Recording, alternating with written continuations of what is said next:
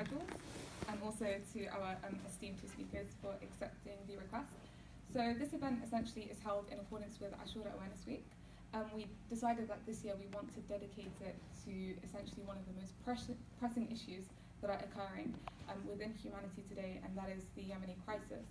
And it's important for us, of course, to dedicate this event itself also to Hussein ibn Ali, who was a man who sacrificed his life along with 72 of his other companions 1,400 years ago on the plains of Karbala in the plight to stand up against injustice and tyranny. And essentially every single one of us have to identify and seek that Hussein within us to basically shed injustices that occur. A lot of the people that we met on the source today, it was very unfortunate as we were giving out the leaflets on what was happening in Yemen. They told us that they completely had no idea of what was going on, despite it being the world's worst humanitarian crisis. So if we, as an AhlulBayt Islamic society, aren't doing anything about it, then essentially who will? So for that reason, I'm very delighted that we have these two speakers. The first speaker, without further ado, who I will introduce, is Dr. Marcus Papadopoulos. Right, perfect. So he's the founder and the editor of Politics First magazine. Essentially, it's right in front of here if anyone would like to see it. But comments are taken from the Prime Minister, the opposition, other individuals within government. And also he is an ardent supporter of social justice and human rights, and appears on several media and news outlets as well to give his opinions and his comments. And we've also got Sheikh Noor Muhammad, who, of course, as you all know, is the resident alim of Clifton Road Mosque, and has also studied in Al-Mustafa International Seminary in Qom, and has also lectured across the world. So please welcome them both with a round of applause.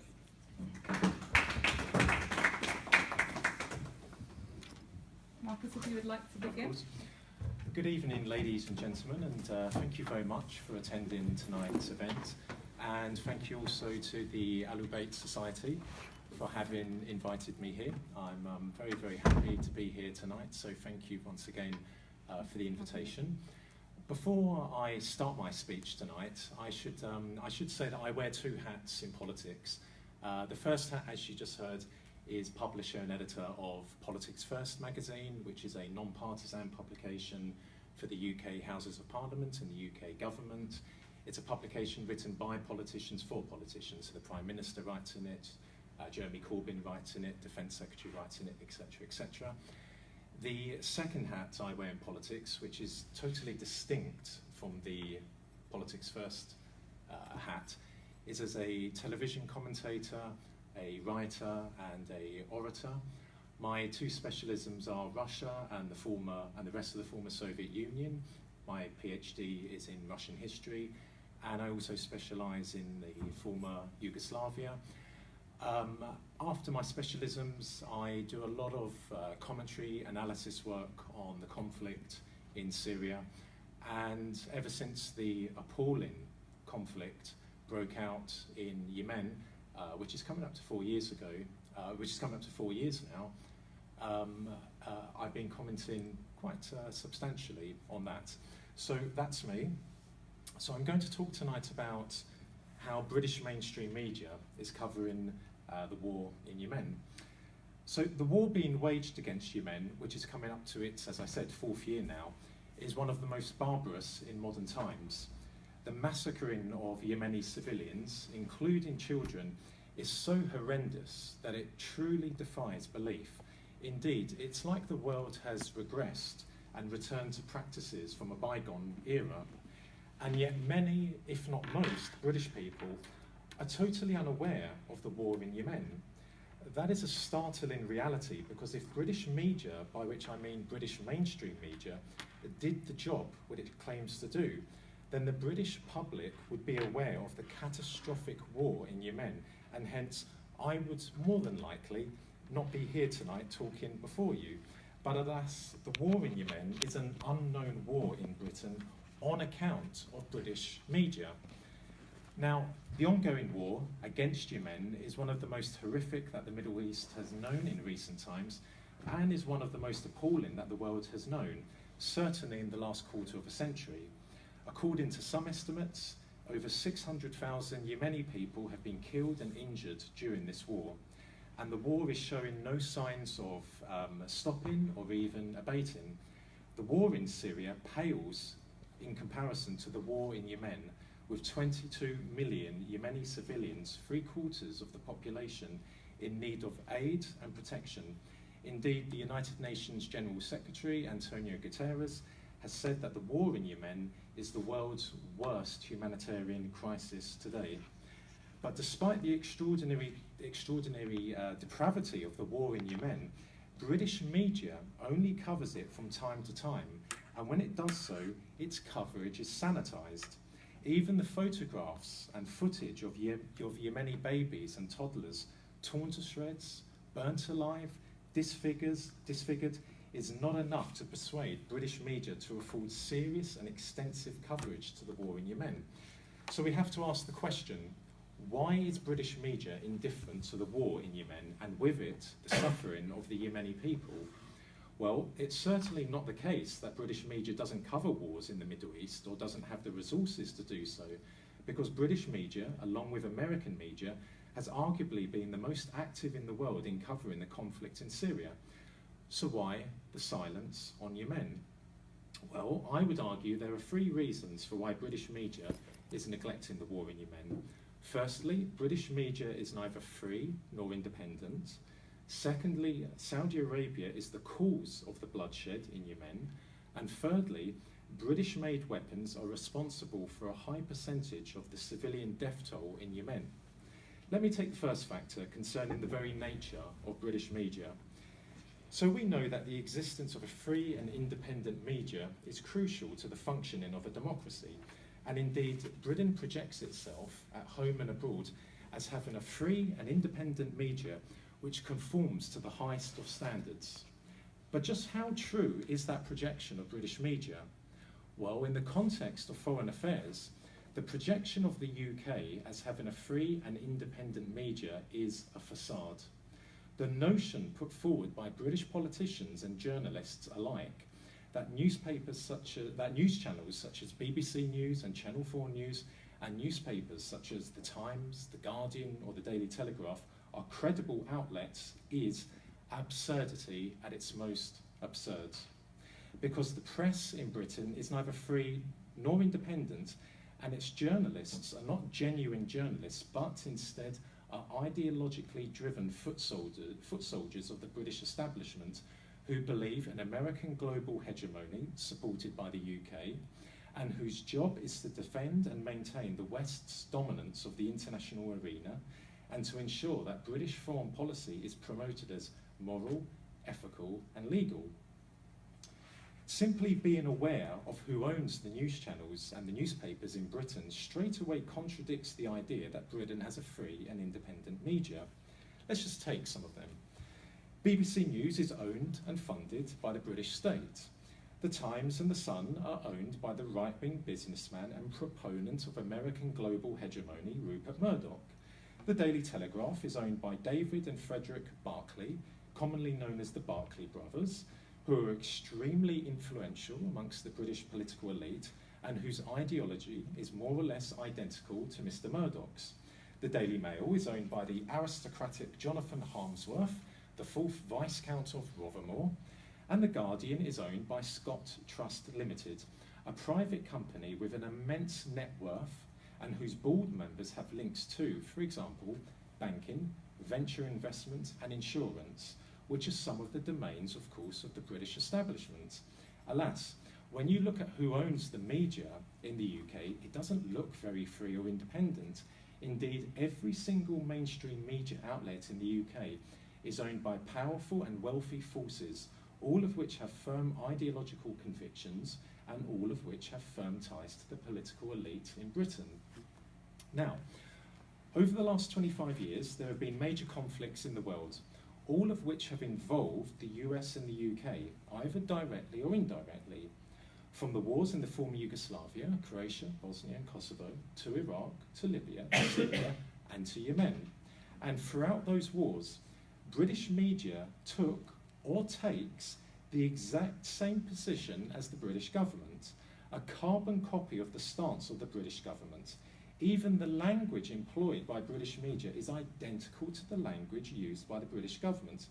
So, for instance, the British government referred to the Serbs in the 1990s as mass murderers, genocide perpetrators, and who were striving for a greater Serbia, while Syria's President Bashar al-Assad and the Syrian government are referred to by the British government and British media as mass murderers who are waging a war against their own people and using chemical weapons in doing so. Let me cite another example to corroborate my argument. When the Syrian army began the campaign to liberate East Ghouta this spring, the British government began saying that a humanitarian catastrophe was about to unfold, and then claimed chemical weapons had been used in the region by the Syrian government. And what was British media saying at the same time? Well, the exact same allegation, namely that a humanitarian catastrophe was about to unfold in East Ghouta and that the Syrian government had used chemical weapons in the area. And so the language used by British media is indistinguishable from that used by the British government when it comes to Syria, or when it came to the Balkans or Libya, for instance. So by looking at how British media covers wars, it is clear that there is a pattern. Whatever the stance of the British government is on a conflict, this will be the stance of British media. And whatever the stance of the British government is on a country, this will be the stance of British media. So that takes me to the second factor as to why British media is neglecting the war in Yemen, namely that Saudi Arabia is responsible for the conflict and with it the death and destruction in Yemen. As we know, Saudi Arabia is a key friend and ally to the British government. Indeed, in terms of closeness, the UK's relationship with Saudi Arabia is second only to the UK's relationship with the US, and I would argue, personally, equal to the UK's relationship with Israel. It follows, therefore, that British media will also have a favourable opinion of Saudi Arabia. So let me cite an example to corroborate what I'm saying. Think about the visit this March to the UK by Crown Prince Mohammed bin Salman of Saudi Arabia. Tell me, how did British media cover his visit? Were there front page headlines and prime-time news reports on how bin Laden is closely associated, bin Salman, I'm sure that wasn't intended by me, on how bin Salman is closely associated with the various terrorist groups fighting in Syria, including ISIS? No. How about spotlight coverage on how bin Salman is directing the war against civilians in Yemen? No. Then how about hard-hitting reports on how Saudi Arabia is the leading exporter of extremism and terrorism in the world? No. Or how about leader columns focusing on Saudi Arabia's ideology, Wahhabism, as being ultimately responsible for the 2005 London terrorist attacks and the terrorist attacks last year in Manchester and London? Once again, nothing at all. So tell me, why was that? Why did Britain's free and independent media say not one major word about the malign influence of bin Salman and Saudi Arabia in general on the international stage? Is British media not aware of what Saudi Arabia is doing abroad? Is it merely a coincidence that every single UK mainstream media outlet happens to share the same view as the British government in viewing Saudi Arabia in a favourable way? No, that is not a coincidence. It is the case, rather, that British media did not run damning reports on bin Salman because British media is part of the British establishment, and a crucial one at that. Saudi Arabia is a dear friend to the UK government. Therefore, British media, like the UK government, turns a blind eye to Saudi Arabia's criminal, terrorist, murderous and dangerous acts, portraying the country as crucial in, for example, the fight against terrorism, which is how the UK government projects Saudi Arabia as being. So let me just say that again. The UK media projects Saudi Arabia as being crucial in the fight against terrorism. The UK government projects Saudi Arabia as being crucial in the fight against terrorism. Crucial in the fight against terrorism. How sickeningly offensive that is to the families of the victims murdered in Manchester and London by people whose ideology was Wahhabism and who listened to poisonous sermons from Saudi Arabia and who read depraved literature from Saudi Arabia. I tell you from now, UK media is not a friend to the British people. Rather, UK media is an enemy to the British people. We should also remember that during Bin Salman's visit to the UK, British national newspapers sold advertising space to Saudi companies, with the Guardian newspaper, which claims to be a fearless advocate for human rights, running on 3 consecutive pages in the same edition, Saudi adverts promoting the Crown Prince's visit. That is duplicity at its very worst, and another demonstration of how the Guardian and other British national newspapers are corporate. I defy the owners of the Guardian to sit down in the presence of Yemeni parents whose children have been slaughtered by the Saudis and tell them how the Guardian is committed to human rights. Now, I arrive at the third factor for British media's apathy to the war in Yemen, that British weapons are responsible for much of the killing in Yemen. Since the beginning of Saudi Arabia's murderous war on Yemen, just over coming up to 4 years now, Britain's sales of weapons to Riyadh has increased by approximately 500%. 500% in 4 years, that's astonishing. With more than £4.6 billion worth of arms sold to the Saudis during the first 2 years of the war. British arms sales to the Saudis are therefore highly lucrative and key to the war that Riyadh is prosecuting against Yemen. For instance, Saudi Air Force pilots are partly trained by the UK.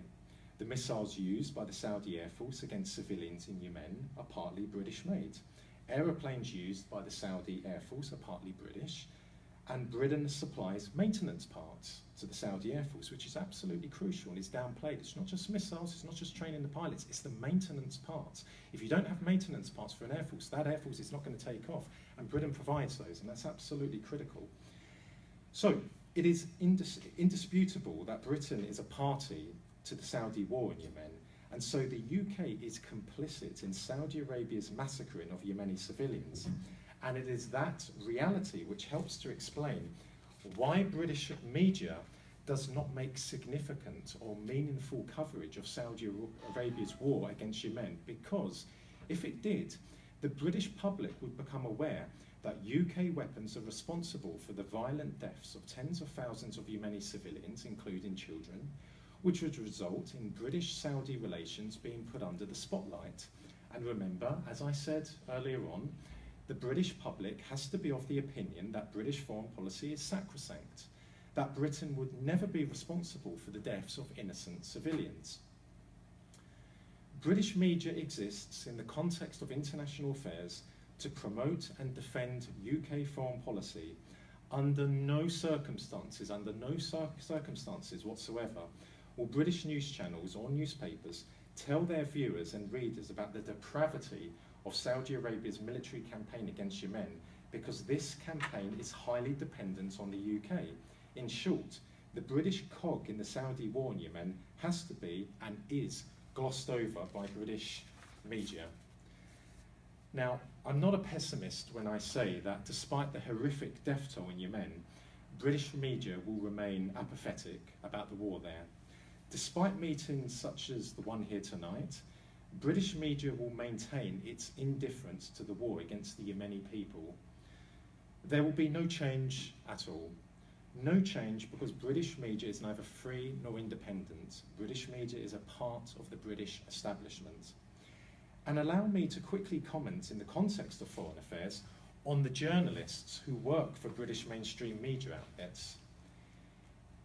These people care nothing for justice, truth, or morality. They are not sincere journalists. Rather, they are ideologically driven foot soldiers of the British establishment who sideline morality in pursuit of protecting and furthering Western global hegemony, and they are paid very, very handsomely for doing so. And let me add this as well. With Christmas approaching, many of those journalists will talk about the importance of Christian values and the importance of Jesus Christ. Well, let me tell you this. Those people are some of the most unchristian people you will ever come across. They have nothing whatsoever in common with Jesus' teachings or Christianity or the values of Christianity. I'd like to end my speech tonight by saying this. As a British person, I apologise from the bottom of my heart to the Yemeni people for the actions of my government and my media. But I, for one, and I know many other people, especially here tonight, will never, ever stop fighting for the Yemeni people on television, on radio, and in speeches. And most importantly of all, I offer these words from the Quran to the people of Yemen and to the people here tonight. And I quote from the Quran: "Do not weaken in pursuit of the enemy. If you should be suffering, so are they suffering as you are suffering.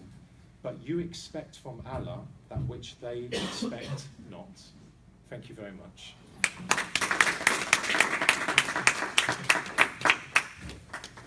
Thank you very much, Dr. Marcus, for that extremely powerful speech.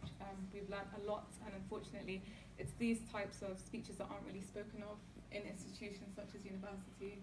They like to silence the truth, essentially, to kind of keep people asleep. But we're very lucky that we've had you and that we've had to listen to this, and we've had some food for thought, of course.